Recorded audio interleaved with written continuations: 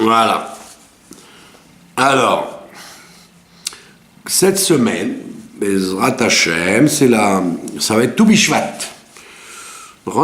Le 15 Shvat, nouvel an des arbres, donc on a la coutume de manger des légumes et des fruits, faire des brachot sur les légumes et les fruits. Alors on va faire quelques halachot concernant les brachot sur les fruits et légumes.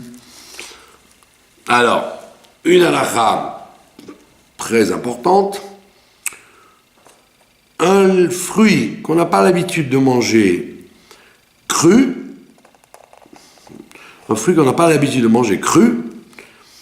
on ne fait Adama ou Aetz sur lui que s'il est cuit. D'accord?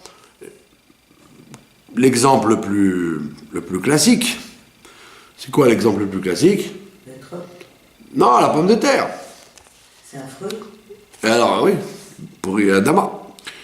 Quand vous mangez une pomme de terre, sauf dans les camps de la mort où ils mangeaient des pommes de terre crues, dans ce qu'ils trouvaient, sinon, vous ne faites Adama sur la pomme de terre que si elle est cuite. Si elle est crue, c'est même dangereux c'est dangereux pour les intestins. Si elle est crue, au maximum, dans un cas de force majeure, où on n'aurait rien d'autre à manger, on ferait chez Akol. Mais pour pouvoir manger une pomme de terre, il faut qu'elle soit cuite. D'accord? Si quelqu'un la mange crue. Ou par exemple une aubergine. Une aubergine aussi, ça ne se mange pas cru. Donc quand vous mangez une aubergine, il faut la cuire pour dire Adama. La même chose sur les vrais fruits Aetz, par exemple. Si vous achetez des pommes ou des poires, peu importe, et cru, c'est pas bon. Ça n'a pas un bon goût. Alors qu'est-ce que vous faites? Vous faites de la compote, par exemple, avec. Vous les faites bouillir. Et à ce moment-là, vous pouvez dire Adama ou Aetz. Vous achetez des pommes qui sont pas mûres. Bon, surtout à l'époque, quand les gens ils cueillaient les fruits sur les arbres. Aujourd'hui, on achète des fruits déjà faits. C'est sûr qu'on ne va pas vous vendre au chouk ou dans un supermarché des pommes pas mangeables. Mais à l'époque, ça pouvait arriver que moi, quand on était petit, par exemple, on cueillait des poires dans des jardins, elles étaient immangeables. Donc qu'est-ce qu'on faisait? On les faisait cuire ou on les macérait dans l'alcool. Donc si elle est immangeable, alors on ne dit rien, ou chez Akol Bekoshi. Si elle est cuite, alors on dit la bracha qui lui convient. Aetz. Vous avez ça par exemple avec les coings. Les coings, ça se mange pas cru. C'est comme c'est très âpre. Alors on les fait bouillir et on les fait avec du sucre. On fait des confitures et après on dit Aetz dessus. D'accord? Même s'il y a du sucre comme confiture? Il est aussi obligé qu'il y ait du sucre dans les confitures. On fait chez Akol? On fait Aetz. On fait que Aetz. On s'occupe pas du sucre. D'accord? C'est ce qu'on appelle toutes les confitures, c'est à Aetz. Alors maintenant, qu'est-ce qui se passe quand le fruit, on peut le manger cru ou on peut le manger cuit?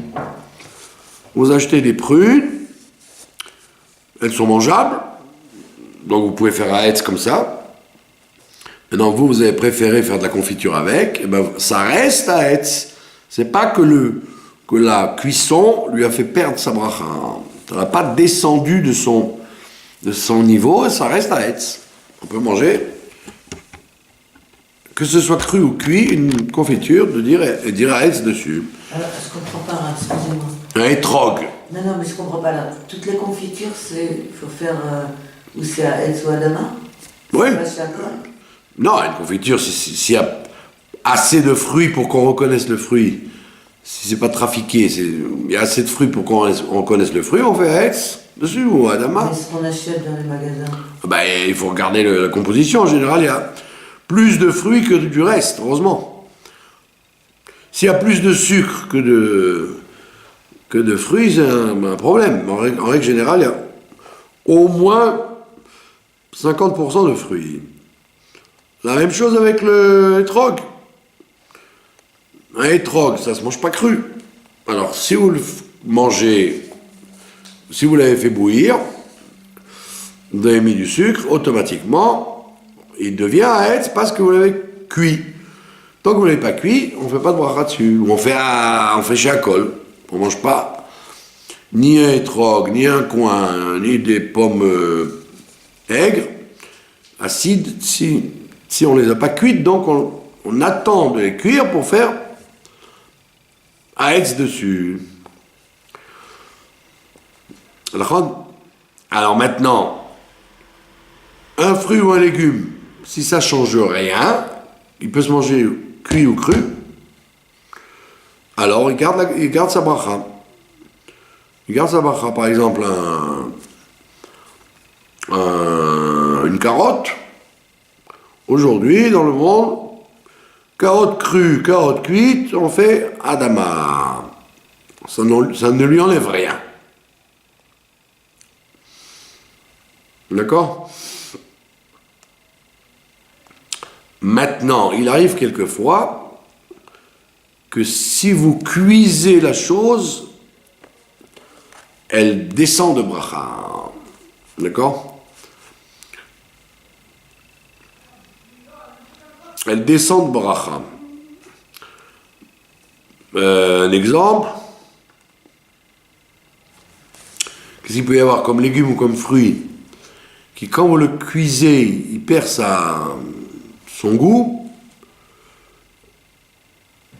Qu'est-ce qu'il peut y avoir comme exemple?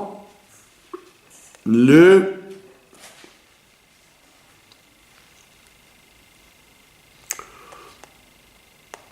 raisin aussi, le raisin, pas de problème. Même s'il est en compote, il reste à Aetz. Ça lui enlève rien. J'ai pas en tête là, un fruit ou un légume qui perdrait sa bracha par la cuisson. Peut-être un avocat, ou peut-être un... Hein? Sinon, à moins vraiment que ça descende de degré, on continue à garder la bracha. Et maintenant, si c'est des fruits d'Israël, vous faites cuire un poulet aux olives. Alors vous allez dire, ça y est, l'olive, elle est mélangée avec la viande, avec la sauce. Et ça ne change rien. Si les olives sont reconnaissables, on ne dit pas, puisqu'on a cuit l'olive avec de la viande, elle n'est plus à Aetz, elle reste à Aetz. Et non seulement ça, mais si vous n'avez pas mangé de pain, vous avez mangé du poulet aux olives, alors vous allez faire Aetz sur les olives et chez Akol sur le poulet. Et à la fin, vous allez faire la bracha à la pérote sur les olives, bien que ce soit cuit et avec du goût de poulet. Puisqu'elles sont entières, elles sont reconnaissables. Voilà, mais alors qu'est-ce qui se passe dans le cas où le fruit n'est plus reconnaissable? Ou le légume. Ou le légume. Vous prenez des fraises et vous faites de la confiture de fraises. Alors, si vous avez mixé les fraises entièrement, vous mixez les fraises, vous ne pouvez pas dire « Ah, puisque je ne reconnais plus, c'est pas une fraise entière, je ne vais pas faire Aetz. » Vous pouvez continuer à dire Adama, vous dites à dire Adama sur la fraise, parce que effectivement, une vraie confiture de fraises, même si on ne voit pas des fraises entières, on reconnaît avec les granulés, etc., on reconnaît que c'est des fraises. La couleur, c'est encore dur, etc. Donc ça reste Adama, bien qu'on ne reconnaisse plus la fraise. Il faudrait, sauf si c'est une espèce de gelée. Les gelées qui vendent dans les supermarchés, là, il vaut mieux dire chez Akol parce que il est fort probable qu'il y ait plus de sucre et de gélatine que de fraises. Alors, donc, vous rajoutez au fait qu'il n'y a pas assez de fraises, qu'on ne reconnaît plus la fraise du tout, on voit que de la gelée, et que en plus, vous ne pouvez jamais savoir si le goût, c'est pas un goût artificiel. Donc, dans ce cas-là, on a peur, donc on fera chez Akol et pas Adama. Maintenant, la pomme de terre, par exemple, vous prenez une pomme de terre, vous la mixez, vous faites une purée avec. Alors, il y a des poskim qui disent qu'il faut qu'il y ait encore des morceaux, qu'on voit des morceaux de pommes de terre pour dire Adama dessus. Alors, ça dépend à quel degré c'est mixé. Si c'est tellement liquide ou tellement comment on dit ça, tellement décomposé, fluide, voilà, qu'on ne reconnaît pas du tout la pomme de terre, on pourrait même se confondre avec une purée de pommes, ou alors une purée de flocons d'avoine, ou de cornflore, là, de maïs. Donc, dans ce cas-là, on a peur et on dit chez Akol. Mais si elle n'est pas fluide, si elle est bien compacte, c'est-à-dire que quand vous retournez l'assiette, elle ne va pas tomber comme ça, elle va rester. Et à plus forte raison, s'il y a des petits morceaux dedans, alors on restera Adama sur la purée de pommes de terre.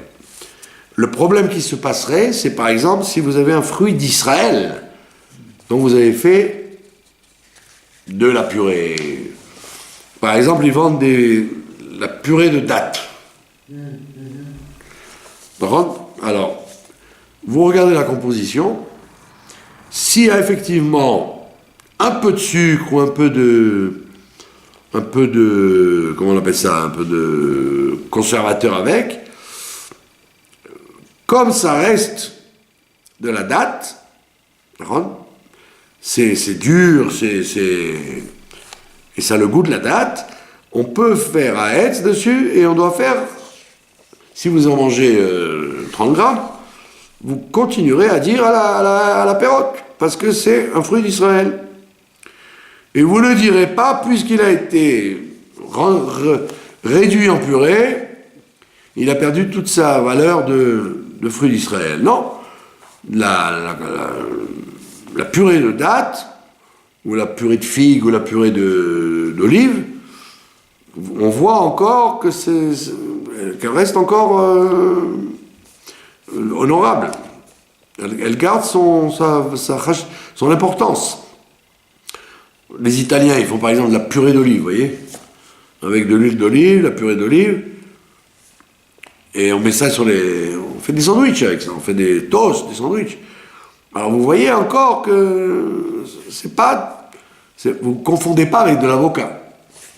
Vous voyez bien que c'est purée d'olive. Donc on peut dire Haetz et on doit dire à la fin, à la perrotte à Haetz. D'accord?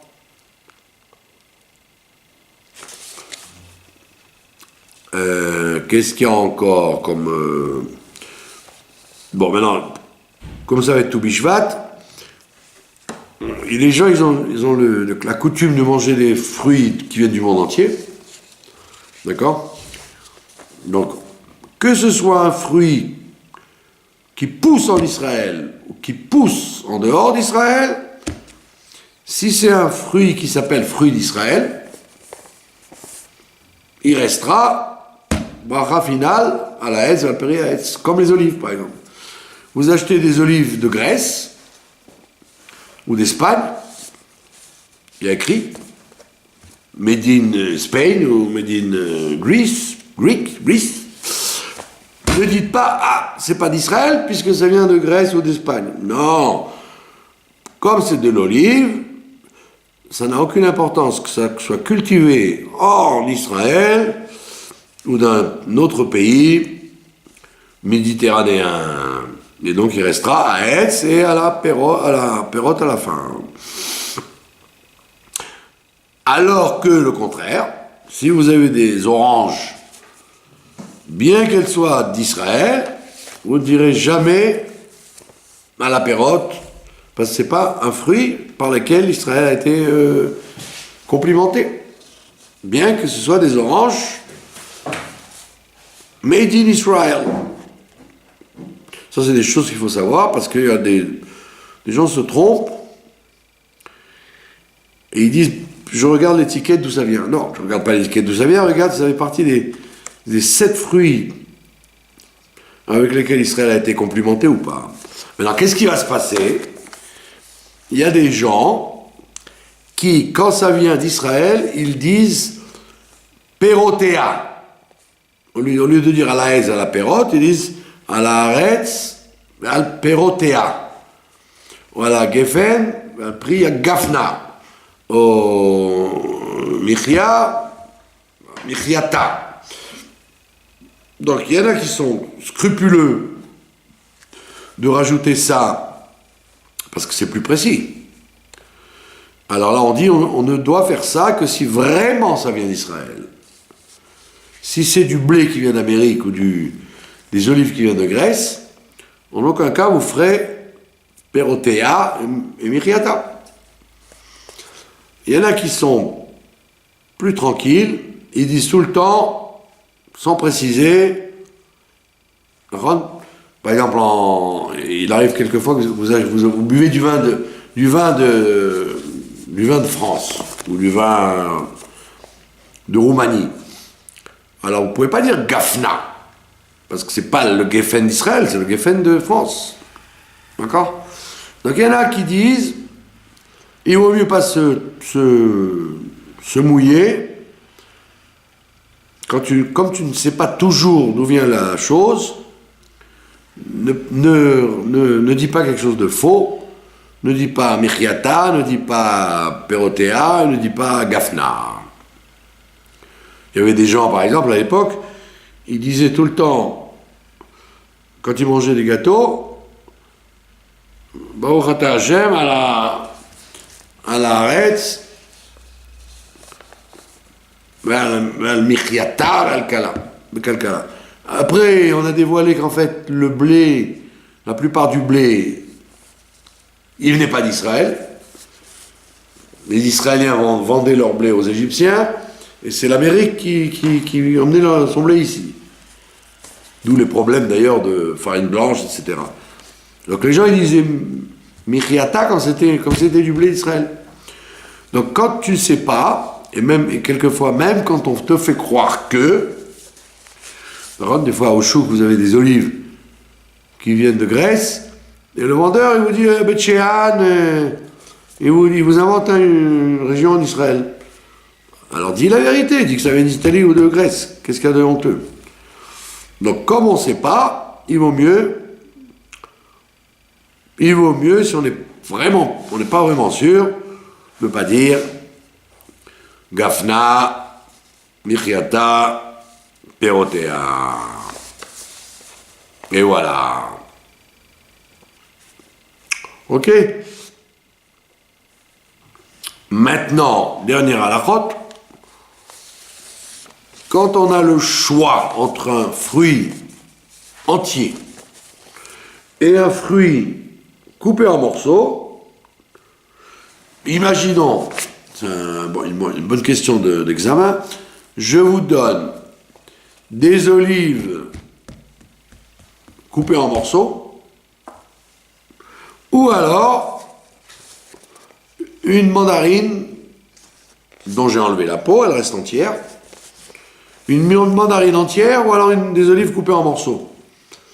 Qu'est-ce qui est le plus important? Les olives, parce qu'elles viennent d'Israël, ça s'appelle fruit d'Israël, ou les mandarines, parce qu'elles sont entières? Bonne question. D'accord? Alors, C'est vrai que la halakha le maaseh, on a vu ça plusieurs fois, on va d'après le goût des gens.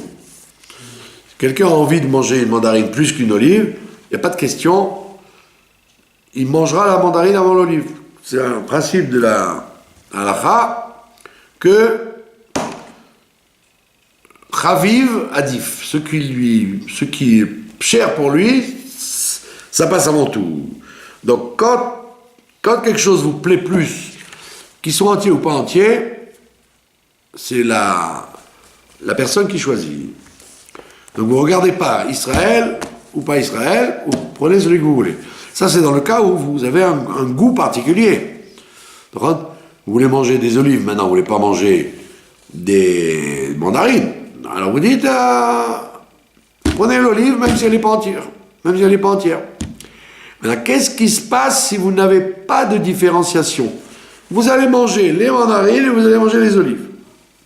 Pas de racisme. Vous allez manger les deux. Vous allez commencer par les olives avec des petits crackers, et après à la fin vous allez manger des mandarines. D'accord? Alors on te dit, puisque tu vas manger les deux, d'accord? Alors il vaut mieux le fruit d'Israël pas entier que le fruit qui n'est pas d'Israël entier. Parce que les fruits d'Israël, ils ont été marqués dans la Torah. D'accord? Eretz Rita ou Sohara, écrit dans la Torah, clair, les fruits d'Israël.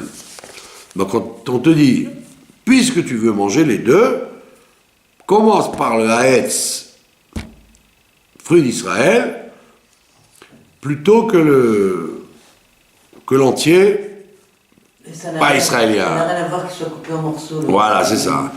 À ce moment-là, tu ne regardes pas si c'est coupé en morceaux. Par exemple, tu te fais une salade. Tu prends des tomates, tu les coupes en deux, tu mets des feuilles de salade, tu mets des petites olives. Ah, tu aurais dit c'est plus honorable de faire une bracha sur la feuille de salade, qui est grande, ou la tomate qui est grosse, que les petites olives. On dit non, comme tu vas tout manger, alors tu repères la petite olive au milieu et tu fais haetz dessus avant de manger le reste. Bien que les autres soient gros, fruits d'Israël, passe avant. Maintenant, on a dit, si tu vas de toute façon, tu préfères quelque chose, tu manges une salade avec du maïs, tu préfères le maïs aux olives, alors tu diras Dama sur le maïs avant l'olive. Bien que le grain soit entier, ne soit pas d'Israël, parce que là tu préfères. Donc toujours savoir ce qu'on veut quand on mange, si on préfère ou on préfère pas. Si on préfère pas, alors il vaut mieux donner la préséance au fruit d'Israël qu'un fruit qui n'est pas d'Israël. Maintenant, le plus dangereux de tout ça, on l'a vu déjà plusieurs fois, ce sont les figues. Même à Tobi Shvat, il vaut mieux éviter de manger des figues. Celui qui n'a pas de figues, il n'a qu'à boire de la boucha ou de la machia de figues, et comme ça, il aura fait il pourra faire les 7 fruits d'Israël avec la boucha ou la machia. Voilà. Ça c'est là, halakha. Quel rapport, quand on mange de la chibolette... Chibolette choual, l'avoine, flocon d'avoine. On la fait bouillir avec de l'eau et... Ouais. C'est un des 7 fruits d'Israël, le flocon d'avoine, bien sûr. Non, mais qu'est-ce qu'on fait pour... Alors, bonne question. Si c'est très fluide, très fluide, on fait Adama. Le flocon d'avoine, fluide, Adama. Mais maintenant, s'il est fait en porridge, en purée carrément, nourrissante, on fera maisonnote. Okay. Et à la michia. Okay. Donc ça dépend de l'épaisseur. Si c'est très épais, avec du chocolat ou du lait ou quelque chose au milieu. Comme c'est très épais, c'est nourrissant, maisonnote, à la michia. Si c'est très fluide, d'accord, à tel point que tu peux, quand tu rebouges, le café ou le chocolat bouge d'abord, alors tu feras Adama et Nefashot. Très bonne question. Voilà. Maintenant, dans la paracha, cette semaine, on va lire la paracha du passage de la mer Rouge, la Shira. Et dans la Shira, il y a un verset qui amène un enseignement dans la Avodat Hashem. Un verset qui dit Tipol alehem emata vafachat. Fais tomber sur eux, c'est-à-dire les ennemis d'Israël, fais tomber sur eux, emata, la crainte, vafachat et la peur. Et Rachid nous dit,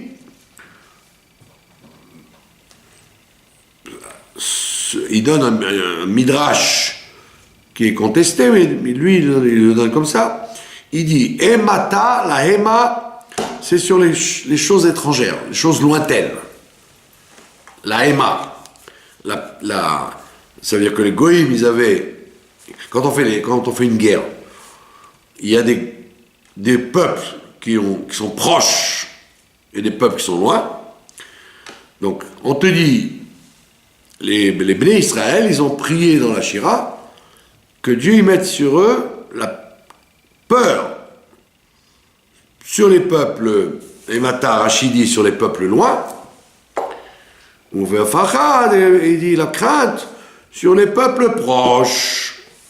Donc il y a loin et proche. Les peuples loin et les peuples proches. Ça veut dire que les peuples loin, ils ont une crainte lointaine, puisqu'ils sont loin. D'accord? Aujourd'hui, par exemple, Baruch Hashem, les Syriens, ils ont plus peur d'Israël que les Iraniens. Pourquoi? Parce qu'ils sont à côté. Donc à chaque instant, tac, on peut avoir un problème. Les Iraniens sont plus lointains, donc ils ont une Hema, ils n'ont pas une Pachat. Pachat, ça veut dire je tremble. Hema, ça veut dire j'ai peur, mais je me contrôle puisque c'est loin. Crainte lointaine. Bon, ça c'est le pshat. D'accord? Évidemment, le rabbi a parlé beaucoup de ça pendant les périodes des guerres, etc. Pour dire que la crainte du homme Israël, pendant la guerre des 6 jours, par exemple, les peuples qui étaient autour, ils ont dégusté. Les Égyptiens, les Syriens, les Jordaniens, mais les peuples plus lointains, les Séoudiens, les Koweïtiens, ils avaient une crainte lointaine. Ça ne les toucherait pas de près. Ça, c'est au niveau de la stratégie vis-à-vis des peuples.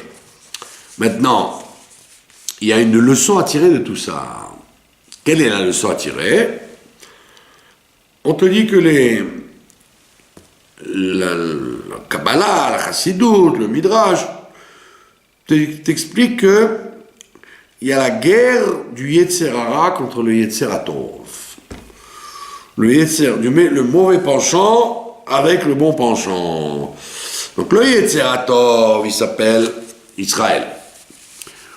Le Yetzer Hara, il s'appelle les 7 peuples. Il y a le Émori, la capacité de parler, de dire du Lachon Hara, etc. Et aussi, à Girgashi, tous les 7 peuples, ça correspond aux 7 mauvaises midotes qu'on a. Et alors on dit, il faut faire peur aux 7 peuples. Et Mata va Fachad. Ça veut dire quoi, dans la psychologie humaine? Alors on te dit que dans l'homme, il a, dans le mal qu'il y a chez lui, il y a des pulsions proches et des pulsions lointaines. Pulsions proches et pulsions lointaines. Chacun, il est différent. Alors, chacun se connaît. Donc, les pulsions proches du Yetzirah qu'il a de proche. Il y a des gens qui ont un Yetzirah de voler, etc. Ça peut être proche. De convoiter, d'abîmer, etc. Quelqu'un, il connaît son Yetzer. Alors, il sait qu'il y a des choses qui sont très proches de lui. Et il y a des choses qui sont à 1000 kilomètres.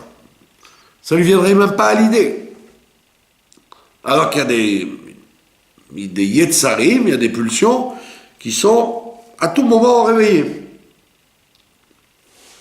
Alors, on te dit, il faut te méfier des pulsions, qu'elles soient loin ou proches.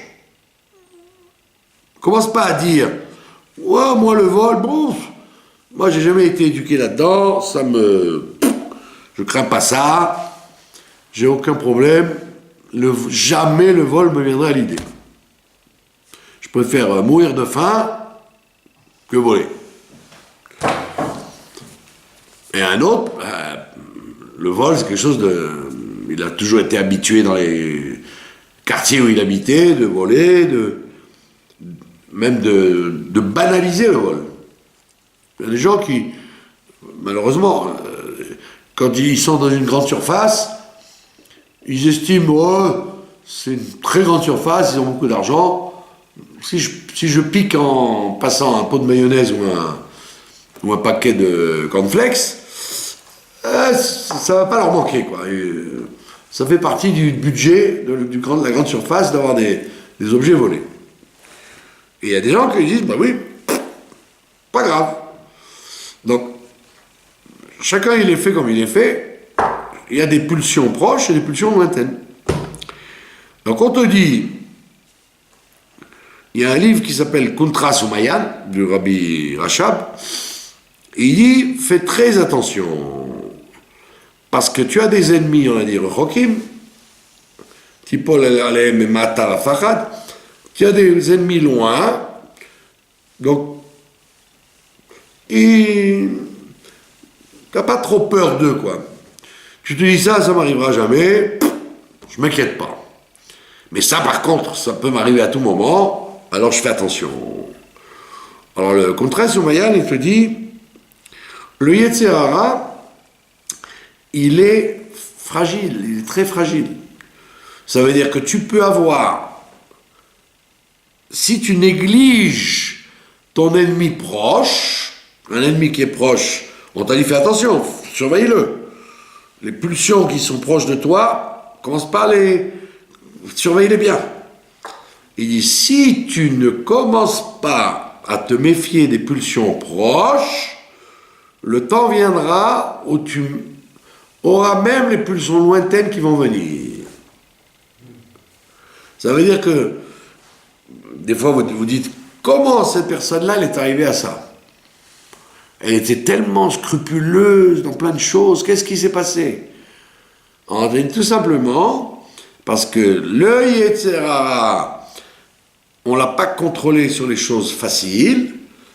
Quelqu'un dit, moi manger, aujourd'hui, c'est plus un problème, on peut manger tout, en quantité, ce qu'on veut, il n'y a pas de se retenir sur la nourriture. On te dit, ma pitom, c'est pas vrai, c'est pas vrai. Ne crois pas que parce que tu as une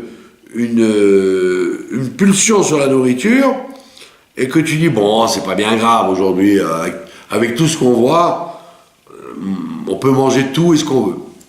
On dit non, si tu commences à te laisser aller dans les pulsions proches, là où là où ça te dérange pas, déjà c'est évident que tu vas commencer à faire moins attention à la cache-route, puisque c'est bon, alors tu manges tout. Mais on te dit, le contrat sur Maya, il te dit, mais fais gaffe, fais très attention, que avec le temps, même les choses que tu n'aurais pas imaginé être capable de faire, tu risques de les faire. Et alors la Gemara, elle dit, heureusement, la Gemara, elle dit, un principe très connu,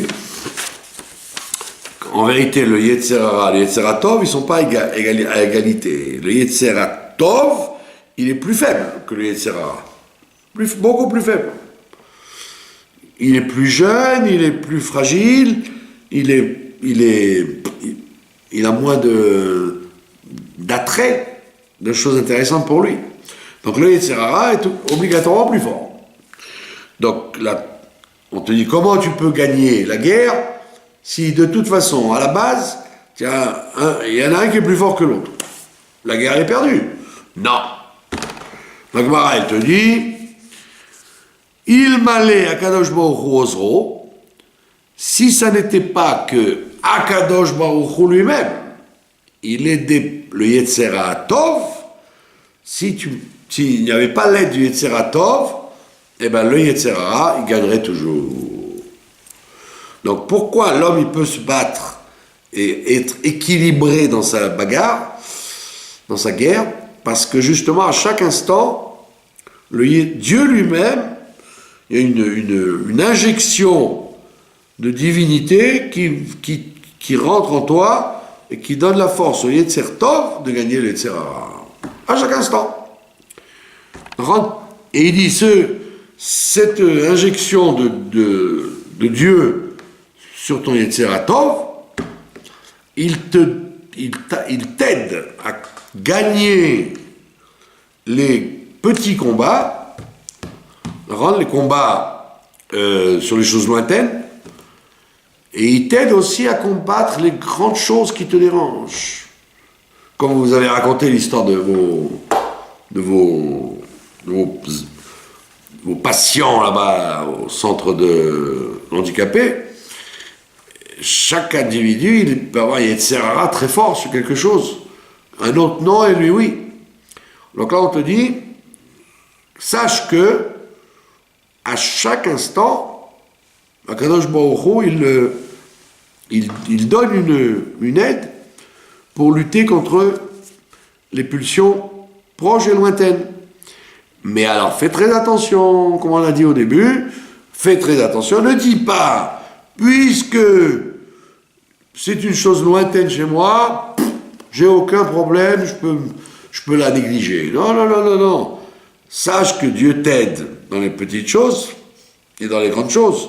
Alors fais très attention sur le Yetzer proche, et à ce moment-là, Dieu va t'aider dans les luttes du Yetzer proche, pour éviter que demain matin, tu vas te réveiller avec une pulsion, même sur les choses lointaines que tu n'aurais jamais envisagées. Il y a des gens comme ça vous les avez connus honnêtes, droits, même 10 agourotes, ils ne vont pas voler à leurs voisins. Puis un jour, vous entendez, ils ont fait des trucs, ils ont volé. Comment c'est venu? C'est venu parce qu'au départ, tu as commencé à négliger les guerres sur les choses proches. Tu as dit, c'est pas grave, bien que ce soit, j'ai un Yetzer Hara très fort sur les choses proches, enfin, sur ces choses-là, c'est pour ça que ça s'appelle un ennemi proche, alors automatiquement, tu as négligé, et donc tu t'es fait, ton Yetzer Hara, il a été usé là-dessus, et donc même les choses lointaines, elles deviennent maintenant proches. Voilà, ça c'est l'enseignement qu'on tire du pasuk Tipol Alehem Mata Vafachad. Et on termine comme ça en disant le fait que quelqu'un fasse attention aussi bien aux grandes choses qu'aux petites choses,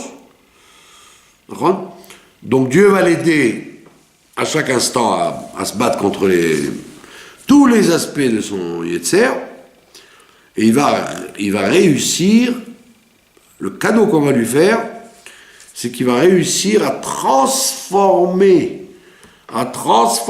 même le Yetzer Hara, même les mauvaises pulsions qu'il a en lui, des choses lointaines, des choses proches, il va les transformer au service de Dieu.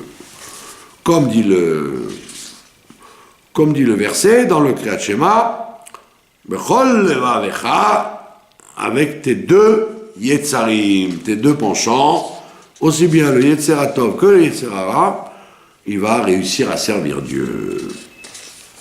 Voilà. Donc, Yehi Ratson, Bezrat Hashem, que tout ce qui est écrit dans la paracha et dans l'Haftara, dans la Shira de Dvorah à la fin, que tout ceci se réalise sur nous, et que soyons délivrés de la galoute, aussi bien la galoute personnelle, intérieure, personnelle, que la galoute générale du Am Israël. Amen, amen. Merci de votre attention.